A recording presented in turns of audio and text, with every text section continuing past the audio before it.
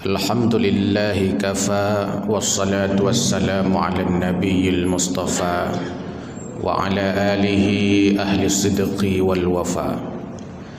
Ashhadu an la ilaha illallah wahdahu la syarika lah wa ashhadu anna Muhammadan abduhu wa rasuluh la nabiyya ba'dah.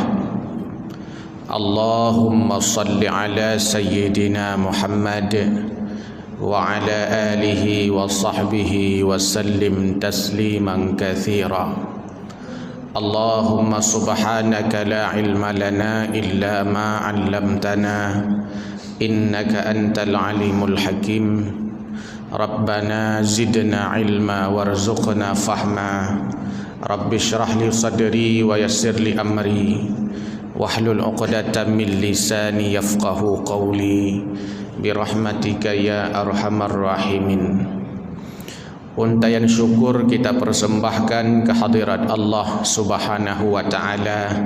Qudrah dan iradahnya mengantarkan kita menggerakkan langkah kaki hadir ke masjid yang amat mulia dan kita cintai ini, menjadikan salat subuh sebagai salah satu instrumen untuk mengabdikan diri kepada Allah Subhanahu wa taala. Salawat dan salam kita persembahkan kepada junjungan alam Nabi besar Muhammad sallallahu alaihi wasallam, teladan uswah hasanah, contoh bagi kita sekalian. Hadirin wal hadirat jamaah subuh yang mulia, mari kembali kita ulang kajian-kajian yang pernah disampaikan oleh guru-guru kita. Mudah-mudahan menambah motivasi ibadah kita kepada Allah Subhanahu wa taala. Seorang sahabat Nabi namanya Sufyan bin Abdullah As-Saqafi datang kepada Nabi, "Ya Rasul, ajarkan kepadaku satu kalimat fil islami qaulan."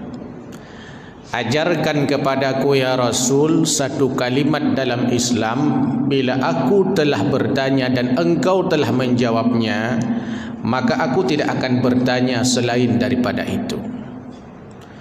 Lalu baginda Nabi bersabda, qala qul amantu billah thumma istaqim. Nabi berkata dan bersabda kepada Sufyan bin Abdullah As-Saqafi, "Hai Sufyan bin Abdullah As-Saqafi, kalimat yang engkau tanyakan itu adalah qul, katakanlah, amantu billah, aku beriman kepada Allah." Setelah kau akui beriman kepada Allah, bukan hanya sekedar iman engkau di lisan, tapi juga imanmu di hatimu sampai di seluruh anggota badanmu. Bukan hanya lisan, iman di lisanmu, bukan sekedar iman di ucapanmu, tapi iman pula di hatimu dan di amalmu. Amantu billah, iman kepada Allah. I'tiqadu bil qalbi wa iqraru bil lisan wa amalun bil arkan. Kalau hanya iman di lisan, hati tidak iman, amal kita kadang-kadang iman, ini lama-lama jadi orang munafik. Orang-orang munafikun hatinya tidak iman, perbuatannya kadang tidak iman, hanya ucapannya saja yang iman. Ketika disampaikan kepada mereka bahwa kalian perusak bumi, mereka mengakui, tidak, nahnu muslihun, malah kami yang memperbaiki bumi. Ketika disebut mereka tidak pernah beribadah kepada Allah Subhanahu wa taala, malah mereka mengatakan, "Oh enggak, kami paling beriman kepada Allah." Iman hanya di ucapannya, hanya di sekedar pengakuannya. Kalau seandainya hati tidak iman, lisan tidak iman, perbuatan kita tidak iman, itu kafir namanya. Allah mengharapkan kita, baginda Nabi menganjurkan kita bukan hanya sekedar iman di hati, tapi juga iman kita di ucapan, iman pula di anggota badan kita. Kalau kita yakin bahawa salat subuh itu wajib dengan hati kita, lalu kita ucapkan dengan lisan kita, mestinya diwujudkan dengan anggota badannya. Banyak orang dia yakin, percaya, tidak pernah menolak kebenaran bahawa salat subuh wajib hukumnya. Kalau kita tanya, dia juga akan menjawab subuh itu wajib. Tapi uniknya, ironisnya, jarang salat subuh. Adanya ketimpangan, adanya kesenjangan antara hatinya, ucapannya, dan perbuatannya. Maka kata Rasul kepada Sufyan bin Abdullah As-Saqafi, qul, katakanlah, amantu billah, aku beriman kepada Allah. Lalu thumma istaqim, istiqamahlah, konsistenlah. Beribadah itu susah, tapi ibadah yang konsisten jauh lebih susah. Salat subuh ini susah, tapi konsisten salat subuh setiap saat, setiap subuh, setiap hari lebih susah. Buktinya, tidak semua orang di kota Luksemawa ini mau berangkat ke masjid menunaikan salat subuh. 900 juta kakak kita di kota ini lebih. Berapa persen mereka yang salat subuh?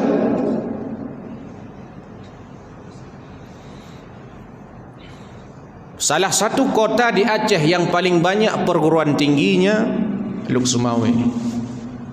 Berapa di antara mereka mahasiswa-mahasiswa yang salat subuh? Sekolah-sekolah SMP, SMA yang menunjukkan bahawa rata-rata anak kita remaja besar secara kuantitasnya di kota ini, berapa persen mereka yang hadir salat subuh? Karena iman memang tidak menggerakkan mereka. Maka saat muazzin mengumandangkan azan, ketika muazzin mengatakan Allahu Akbar, Allahu Akbar, kita disunnahkan menjawab dengan kalimat seperti yang diucapkan muazzin, Allahu Akbar, Allahu Akbar. Muazzin asyhadu an la ilaha illallah, kita asyhadu an la ilaha illallah. Muazzin asyhadu anna Muhammadar Rasulullah, kita juga sama. Tapi pada saat kalimat hayya 'alas salah, hayya 'alal falah, yang kita ucapkan la haula wala quwwata illa billah. Tidak ada daya dan upaya melainkan kekuatan Allah. Allah yang menggerakkan kita. Iman itulah yang menggerakkan kita. Boleh orang sudah mendaki gunung setinggi-tingginya, tapi 2 biji tangga Masjid Jami' dia enggak sanggup mendakinya. Kenapa? Karena yang menggerakkan itu imannya. Kalau seandainya yang menggerakkan itu adalah tenaga, energi yang ada pada badan kita, sungguh bukan pensiunan yang paling banyak di masjid, tapi anak-anak muda, anak-anak SMA, anak-anak kuliah, orang-orang yang usianya di bawah 40 tahun. Tapi coba sensus masjid-masjid kita, berapa persen mereka? Amantu billah summa istaqim. Istiqamah itu ya yang susah. Istiqamah itulah yang sulit. Sama seperti ibadah. Ibadah susah, istiqamah sulit. Mengumpulkan pahala susah, menjaga pahala lebih susah. Tak minta pahala susah, tapi tak jaga pahala yang kana lebih susah. Nah, urung semangat bak minta pahala, hana semangat bak jaga pahala. Oh, minta pahala luar biasa. Oh, jaga pahala kah hana luar biasa, kah biasa-biasa saja. Padahal tugas kita bukan hanya ibadah, tapi istiqamah dalam ibadah. Tugas kita bukan hanya sekedar mengumpulkan pahala, tapi merawat pahala itu. Nanti kembali kepada Allah Subhanahu wa taala. Ya Allah, mana salat pahala salat subuhku 4 Juni 2021? Mana pahala? Ini pahalanya. Ada orang salat dia dapat pahala dari Allah Subhanahu wa taala. Karena selesai salat pahalanya diobral, pahalanya dibagi-bagi. Ya Allah, mana pahala salatku subuhku 4 Juni 2021? Menjawab oleh Allah, hana li kabih ka bagi-bagi wadai dunia. Bagaimana cara membagi-baginya? Di antara sebab yang membuat kita dikatakan orang-orang yang mengobral pahala, yang membagi-bagi pahala, tidak menjaga dan merawat pahala, di antaranya hasad. Al-hasadu ya'kulul hasanat. Bermula hasad itu memakan kebaikan-kebaikan. Apa itu hasad? Al-hasadu huwa tamanna zawalan ni'mati min sahibiha. Hasad itu adalah keinginan untuk menghilangkan nikmat yang ada pada orang lain. Menyegap ipegak toko bututung kot tokonya. Nah cara menyegak bila motor berancur motornya. Nah cara hana gemita cara. Menyegap na kaya, na pendapatan ti bulan 15 juta. Kiban cara bergaduhnya. Nah cara hana cara tunggu tamita cara sama-sama. Hasad. Bila ini terus yang dilakukan, maka akan berakibat pada hilangnya pahala-pahala, sama dengan kita sudah mengobral pahala kepada orang-orang yang kita hasad.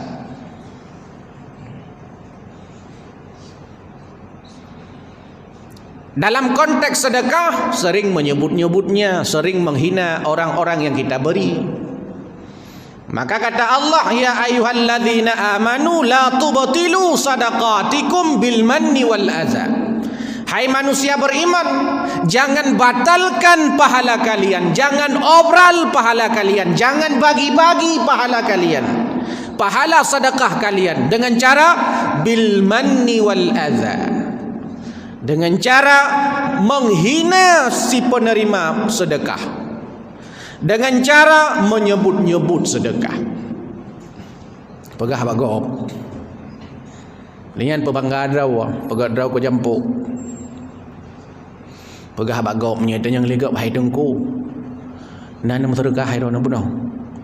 Nah padin 200 ribu, tapi ilung anak pegah-pegah bagop. Padahalnya tengah kepegah. Tengah untuk menumpak orang lain lah menanci, tapi ilung anak pegah-pegah bagop. Kalian masjidnya, kalian kalaga masjidnya, alhamdulillah berosana lung bantu 2 juta di tengah. Tapi mana anak pegah-pegah bagop ilung. Yang tak pegah, anak tak pegah-pegah bagop, yang kenyan tengah tak pegah.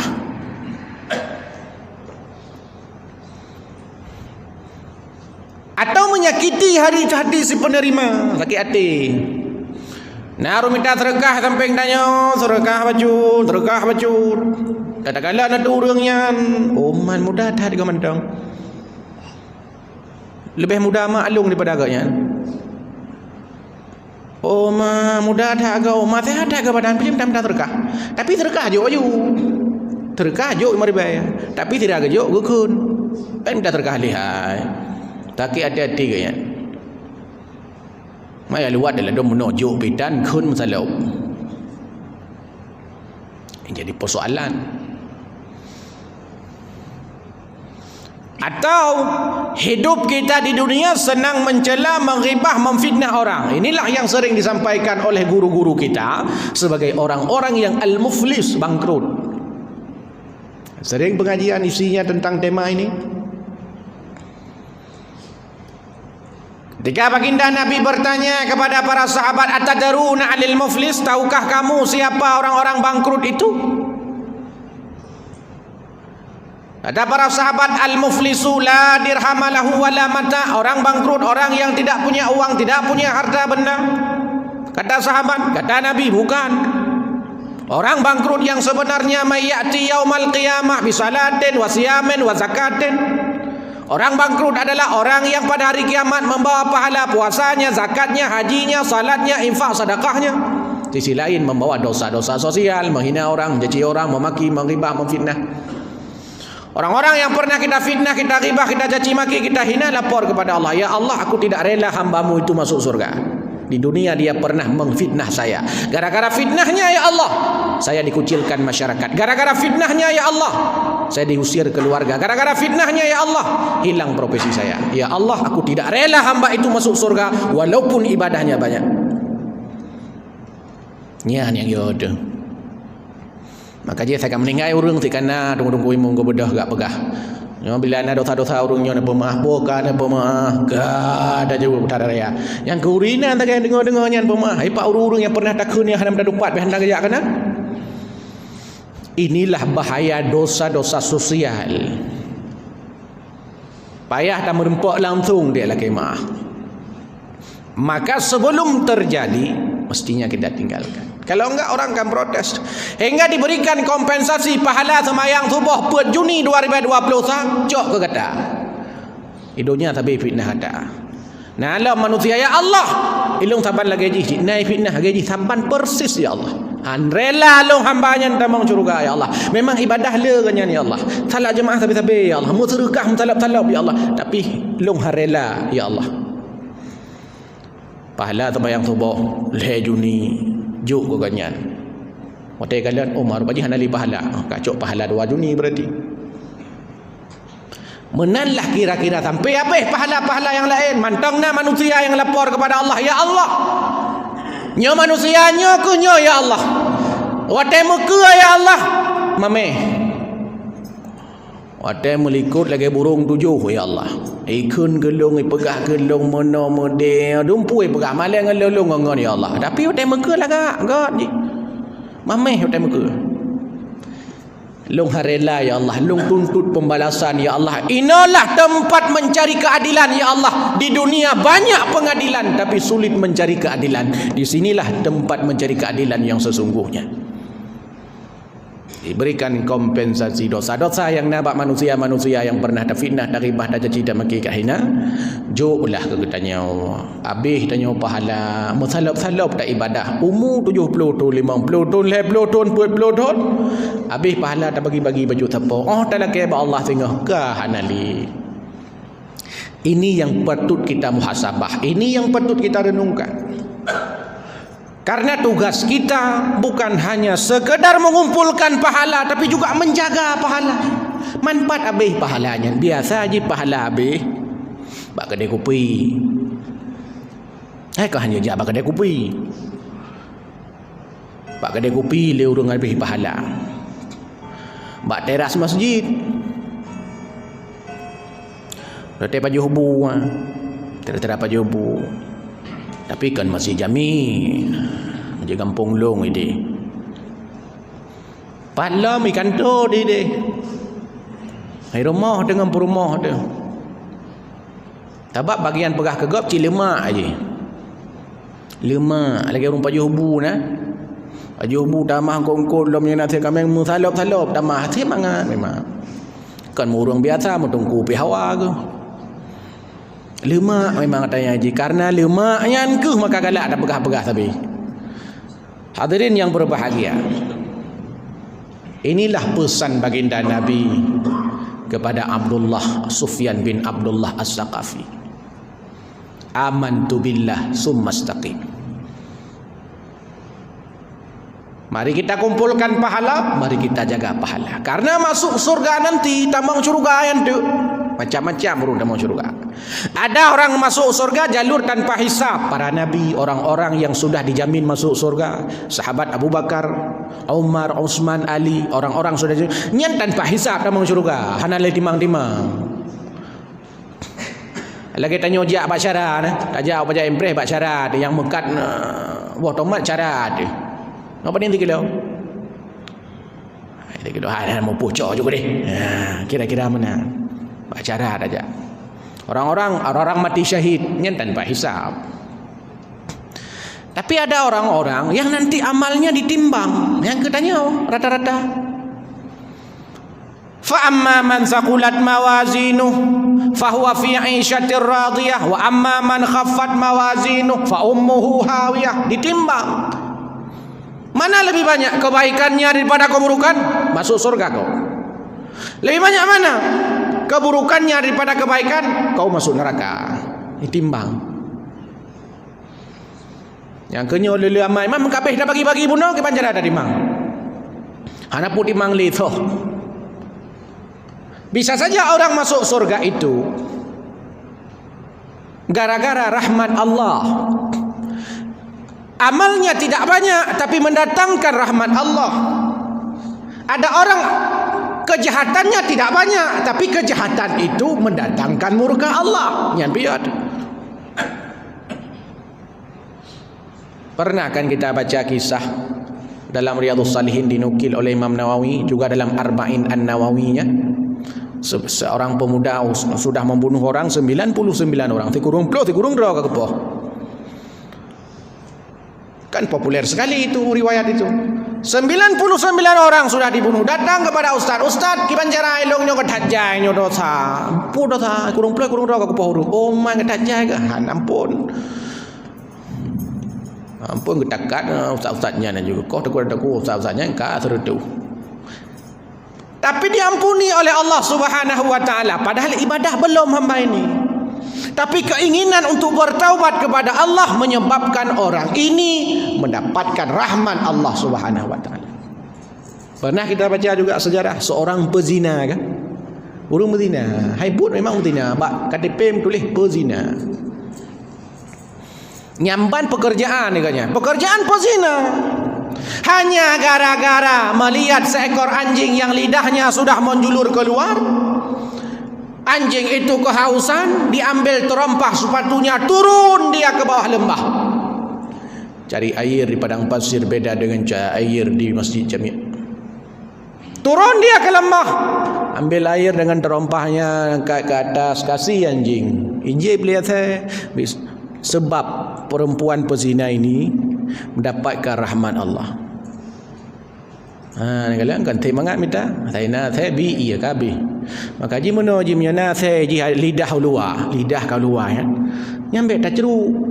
Mana ngelong ceruk mana badai tapi saya na saya kan lidah keluar ka ceruk mana badai. Gepu ka ceruk ingat je long ji.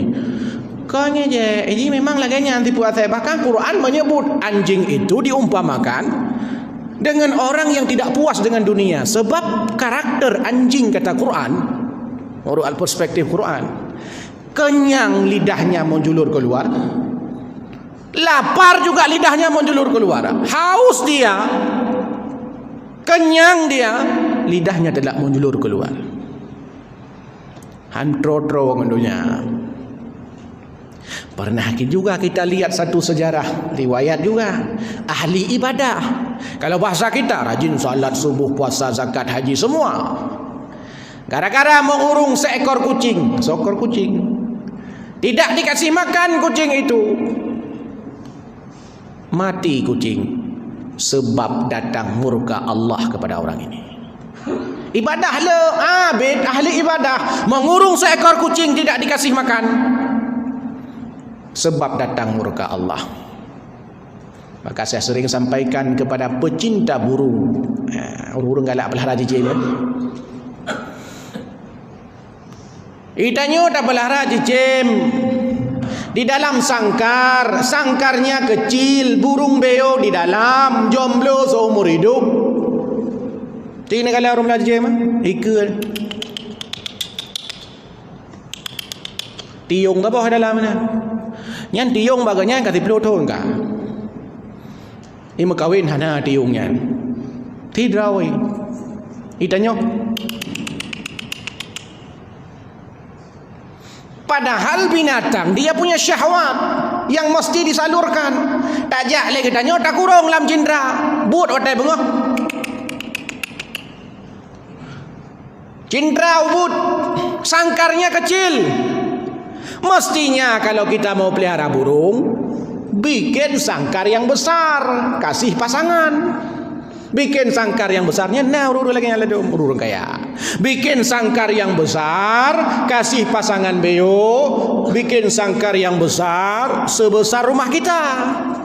Tinggal kita di dalam sangkar.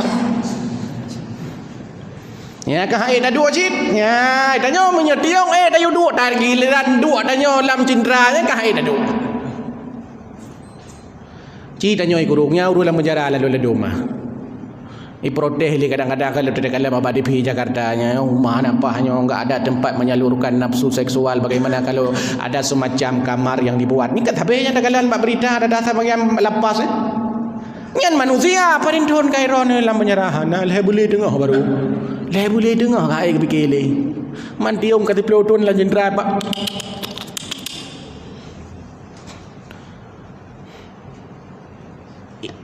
Ini yang kita khawatirkan. Saya sidom lewat na. Ijah keroi sidom ikut tanya ikap tanya tan itu nak tanya hana. Cok ujung jaro picit itu. Nadom ke picit sampai gadoh sidom. Nyampai cah ke sidom punya. Jadi kau tak tarik sidomnya sampai gadoh sampai otak dalam hok sidomnya hana le nyamban ke picit nyamban bengeh di tanya. Pai ikap tanya hana siapa tak. Nyau rumpah jamak kana ladu. Mengepoh hana kenau. Mengepoh hana kenau. Nyan ke keleh kagak kai kau. Preh satu punya kutumeh. Dum kutumeh. Poduk je balik. Sampai gaduh. Hamnya jamak home kai kap tanya. Tadi ayat hana salah. Yang kita khawatirkan karena dia tidak punya salah, hana salah ini. Yang kunya yang kadang-kadang hai kah memang le pahala jamun banyak pahala kamu karyakan di dunia ibadah luar biasa tapi dosa pudosa puyak bos tidak menempuh tepu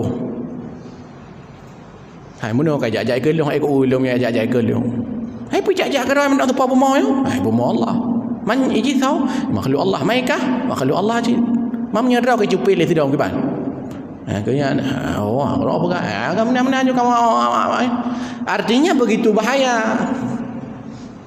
Binatang-binatang berbisa boleh dibunuh tapi bukan merusak ekosistemnya. Jamuk kan dia dapah makeup ni dum dapah secara syariat boleh kita pukul jamuk tapi kan berarti tiak-jak buluh belang aracoknya bena jamuk mandumpoh hanya je merusak ekosistem. Dilarang juga. Babi boleh diburu. Ya yang mengganggu tanaman padani kan berarti ubena ibu yang naya ceh mendumpai apa. Ada babi yang itu untuk menjaga keseimbangan alam. Ada makhluk-makhluk Allah memang diciptakan untuk menjaga keseimbangan alam. Kita bunuh kalau sudah mengganggu dan seterusnya. Supaya kenapa? Supaya kita mendapatkan rahmat Allah Subhanahu wa taala. Mudah-mudahan kita termasuk orang-orang yang iman kepada Allah lalu istiqamah, orang-orang yang konsisten dalam ibadah, orang-orang yang bukan hanya sekadar mengumpulkan pahala tapi juga mampu menjaga pahala. Amin ya rabbal alamin. Lebih kurang mohon maaf. Subhanakallahumma bihamdik asyhadu an la ilaha illa anta astaghfiruka wa atubu ilaik. Hadanallahu wa yakum ajmain. Wassalamu alaikum warahmatullahi wabarakatuh.